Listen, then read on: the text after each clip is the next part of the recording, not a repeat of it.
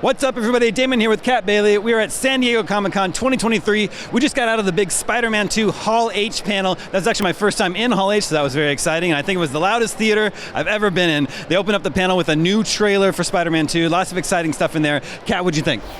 I thought it was an awesome trailer. We got a lot of really cool story beats. We got to see MJ for the first time. And of course, the big reveal, seeing Venom in action, being awesome. So obviously, he's a huge part of it. And then we got a few other looks at characters such as Kraven the Hunter, who we are learning that is going to be a very important part of the story, the catalyst, as Brian Intihar put it.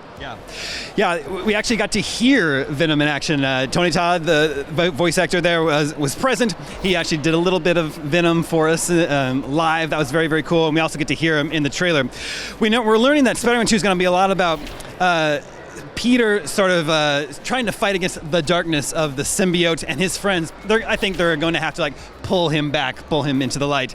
It's also about, the tagline is be greater together. So it's going to be about those three. They're all sort of at pivotal points in their life. They all have big decisions to make. How are you feeling about sort of the story that we know so far for Spider-Man 2?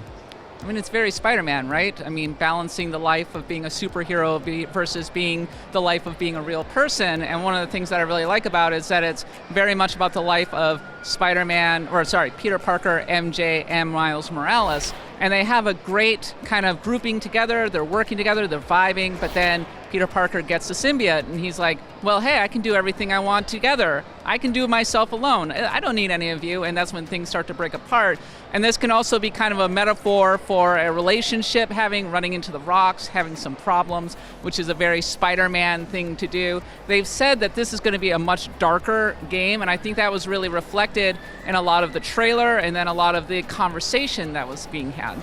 Spider-Man 2 picks up 8 to 9 months later, and J. Jonah Jameson is now running the Daily Bugle. Sort of catch us up to speed on what was going on with him before.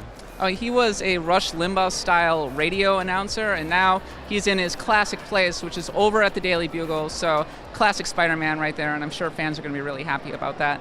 I think this is, if not the first time, one of the first times we've seen Mary Jane in action in this trailer. What's she up to now?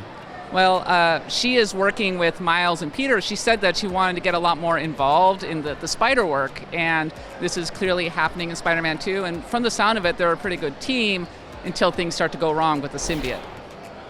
As they tend to do. We also got the surprise reveal of the special edition PlayStation 5 console and controller. Looks very, very cool. I have to say, the base of it is the red, the Spider-Man red, but then the black symbiote is creeping across the whole thing. It's actually the majority of the console, I believe. Then there's also the white spider symbol and a very similar reflected design of the PS5 console, or the controller, the DualSense. What did you make of that?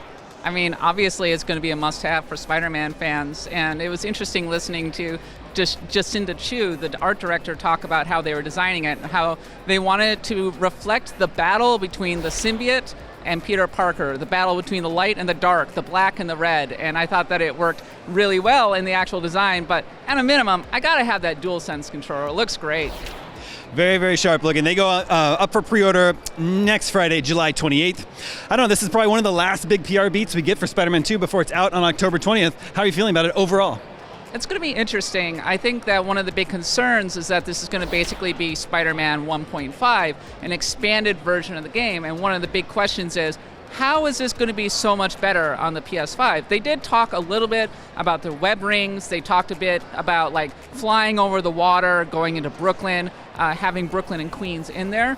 I mean, the jury's still out on that a little bit, but I think Spider-Man fans in general are going to be very happy because, I mean, so much of it's so faithful to the spirit of the series. Everybody in this game, making this game, clearly really, really loves Spider-Man. We saw that in Spider-Man 1 and Miles Morales. We're going to see it in Spider-Man 2.